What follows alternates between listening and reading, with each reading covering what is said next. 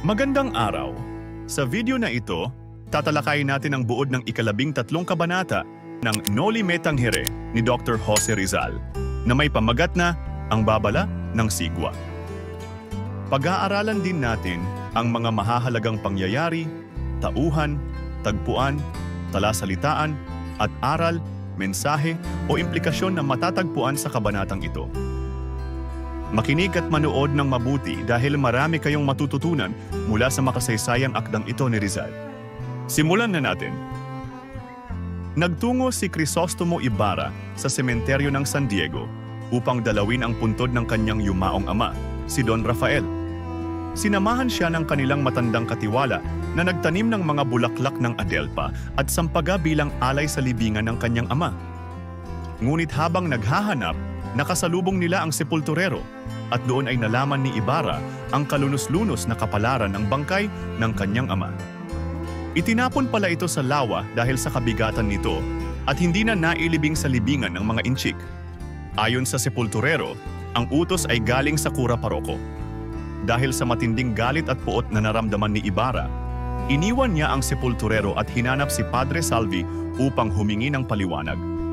Sa huli, nalaman ni Ibarra na si Padre Damaso pala ang may kagagawa ng lahat ng iyon. Dumako naman tayo sa mga mahahalagang pangyayari sa ika-13 kabanata. Nagtungo si Ibarra sa sementeryo ng San Diego kasama ang matandang katiwala upang hanapin ang libingan ng kanyang ama. Nakita nila ang sepulturero na nag-ulat kay Ibarra na ang bangkay ng kanyang ama ay ililipat sana sa libingan ng mga inchik sa utos ng kura paroko, ngunit itinapon na lamang sa lawa dahil sa kabigatan. Nakaramdam si Ibarra ng matinding galit at puot dahil sa sinapit ng bangkay ng kanyang ama. Hiningi ni Ibarra ang paliwanag ni Padre Salvi tungkol sa nangyari, subalit nalaman niyang si Padre Damaso pala ang tunay na may kagagawa ng lahat. Mga mahahalagang tauhan, Crisostomo Ibarra. Ang pangunahing tauhan na nagtungo sa sementeryo ng San Diego upang hanapin ang libingan ng kanyang ama, si Don Rafael.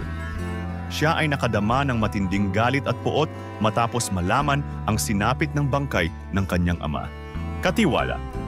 Kasama ni Ibarra na nagtungo sa sementeryo. Siya ang nag-alaga sa puntod ni Don Rafael habang wala si Ibarra, ngunit hindi siya nakabalik dahil nagkasakit siya. Dahil dito, naramdaman niya ang awa ng malaman na nailipat na ang bangkay ni Don Rafael. Don Rafael, ama ni Ibarra na nabanggit lamang sa kwento. Ang kanyang bangkay ay nahulog sa lawa dahil sa utos ni Padre Damaso na ilipat ang bangkay sa libingan ng mga insik, sepulturero. Siya ang nagbabantay sa sementeryo at nagbigay ng impormasyon sa kanila tungkol sa nangyari sa puntod ni Don Rafael. Padre Damaso, kilala rin sa tawag na Padre Garrote. Siya ang nag-utos na sunugin ang krus at ilipat ang bangkay ni Don Rafael sa libingan ng mga inchik. Ang kanyang aksyon ay nagdulot ng galit kay Ibarra.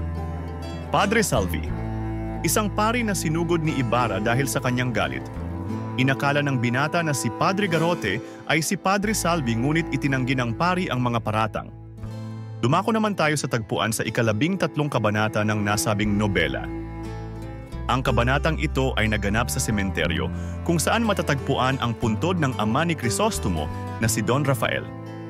Ngayon naman ay talakayin natin ang mga talasalitaan sa kabanatang ito.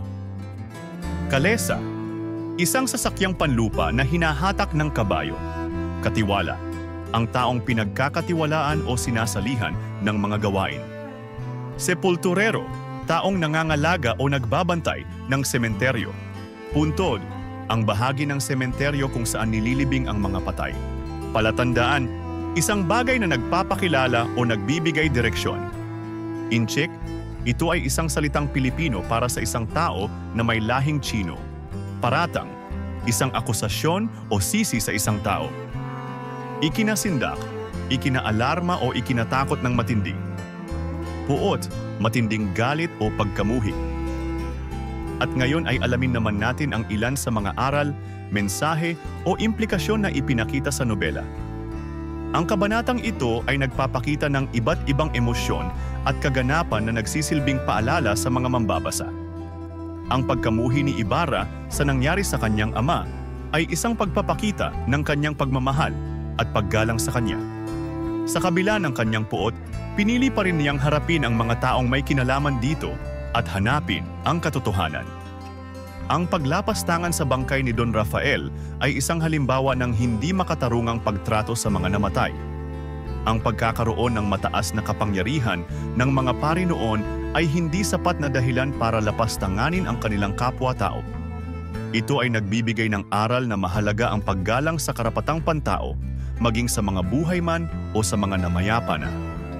Sa kabanatang ito, muling naipapakita ang impluwensya ng mga pari sa lipunan at ang kanilang pag-abuso sa kapangyarihan. Ang kaganapang ito ay nagsisilbing paalala na ang paghahanap ng hustisya ay mahalaga upang mabigyan ng karampatang parusa ang mga taong gumagawa ng mali at mapanagot sa kanilang mga ginawang kasalanan. At diyan nagtatapos ang 13 kabanata ng Noli Me Tangere, ang babala ng sigwa. Ano ang natutunan mo sa kabanatang ito? I-comment mo na ang iyong sagot.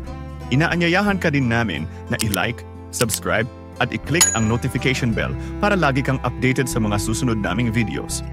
Hanggang sa muli, maraming salamat sa panonood.